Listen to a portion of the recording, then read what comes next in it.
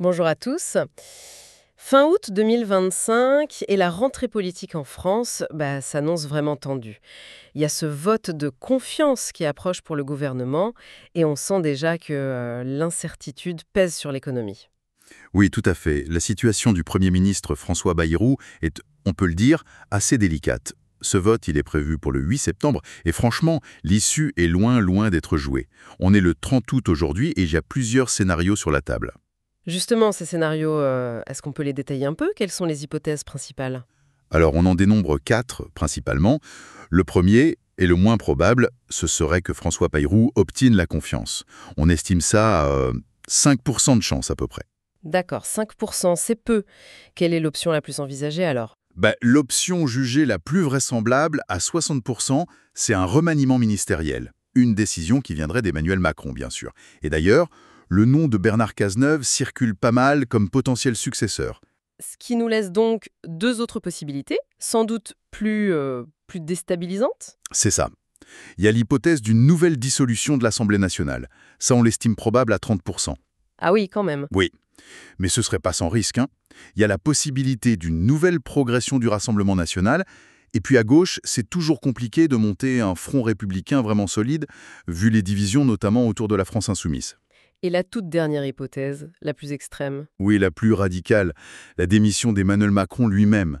Bon, la probabilité est jugée très faible, 5% aussi. Mais rien que le fait qu'on en parle, que certaines personnalités politiques, comme Jean-François Copé, l'évoquent ou même l'encouragent, ça montre bien le niveau de tension actuel, quoi. Et cette tension politique, comment elle se traduit sur les marchés financiers? On le voit déjà, hein. Ah oui, très nettement. La fébrilité est là. Le CAC 40, par exemple, a eu une fin haute compliquée. Il a chuté de 3,3% en juste 5 jours. Il est repassé sous les 700 points, alors qu'il avait touché les 8000 pas longtemps avant, hein. D'accord. Et est-ce qu'il y a des secteurs qui semblent plus touchés que d'autres par ce climat? Oui, clairement. Plusieurs sont sous pression. Prenez les sociétés qui gèrent les autoroutes, les concessionnaires. Vinci a perdu 9%, Eiffage 2,5%. Ils souffrent de cette crainte d'instabilité politique, ou même de nationalisation si les extrêmes arrivaient au pouvoir, hein. Logique. Et puis, il y a les services aux collectivités, ce qu'on appelle les utilities. Veolia a perdu presque 7%, Engie, carrément 10% sur l'été. Là aussi, c'est l'incertitude politique, les délais pour les décisions publiques, et peut-être aussi une certaine hostilité du RN vis-à-vis des énergies renouvelables, l'éolien notamment. Et le secteur bancaire? Il est aussi dans la tourmente? Oui, il subit aussi des pressions. La Société Générale a baissé de presque 9%, et puis il y a eu cette dégradation de la note de Worldline par Standard & Poor's. Elle est passée en catégorie spéculative, les fameux junk bonds. Ce qui veut dire quoi concrètement, junk bonds? Ça signifie que pour les marchés, le risque que l'entreprise ne puisse pas rembourser ses dettes est jugé plus élevé. Et donc, ça rend son financement plus compliqué, plus cher. Je vois. Et d'autres types d'entreprises? Oui, celles qui dépendent beaucoup du marché français, des groupes comme Élise dans la blanchisserie industrielle ou Elior, la restauration collective. Eux aussi sont en baisse. Pourquoi? Parce qu'on craint une baisse des dépenses des consommateurs. Le PDG de Carrefour l'a d'ailleurs dit assez clairement. Et évidemment, les sociétés qui sont déjà très endettées, elles sont plus vulnérables quand les taux d'intérêt sont incertains. Toute cette nervosité qu'on voit sur les marchés, on la retrouve peut-être aussi chez les particuliers. Je pense au taux d'épargne des Français qui était très élevé au printemps 2024, presque 19%. C'est un signe de cette prudence. C'est très probable, oui.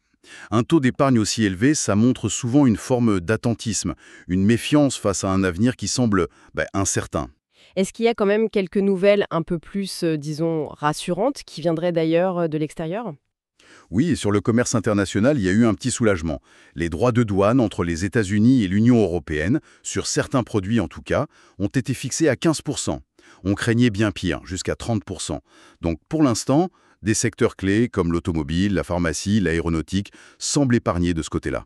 C'est déjà ça.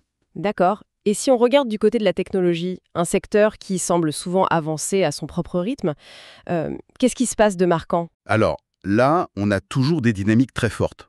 Prenez Nvidia par exemple. La croissance reste spectaculaire.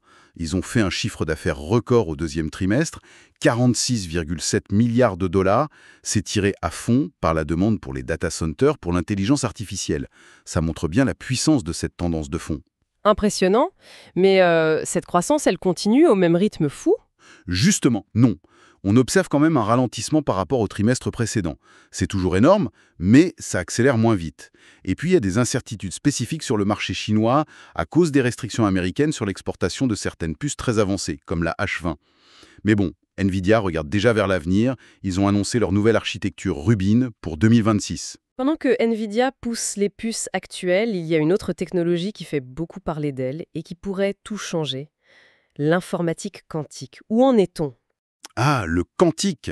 C'est un domaine absolument fascinant. Et potentiellement, oui, totalement disruptif.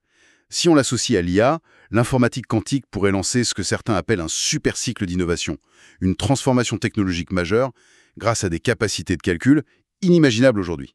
Incroyable. Mais vous parlez de potentiel, mais aussi de menace. Oui, parce que cette puissance de calcul théorique, elle a un revers. Elle pourrait rendre complètement dépassées toutes les méthodes de cryptage qu'on utilise aujourd'hui pour sécuriser nos données. Ah oui, c'est-à-dire une forte incertitude politique ici en France qui pèse sur les marchés financiers, qui incite les gens à être prudents, à épargner beaucoup. C'est exactement ça. Dans ce climat assez mouvement, la grande question, c'est de voir comment les entreprises, mais aussi les épargnants, vont s'adapter, comment ils vont naviguer dans les mois qui viennent. Et au-delà de ces turbulences politiques, qui sont peut-être passagères, on verra, il sera vraiment intéressant de suivre les grandes tendances de fond. Je pense à l'IA, qui continue d'avancer, et cette révolution quantique qui s'annonce, avec ses promesses, mais aussi ses dangers. Ces éléments-là continueront de transformer l'économie, quoi qu'il arrive sur le plan politique immédiat.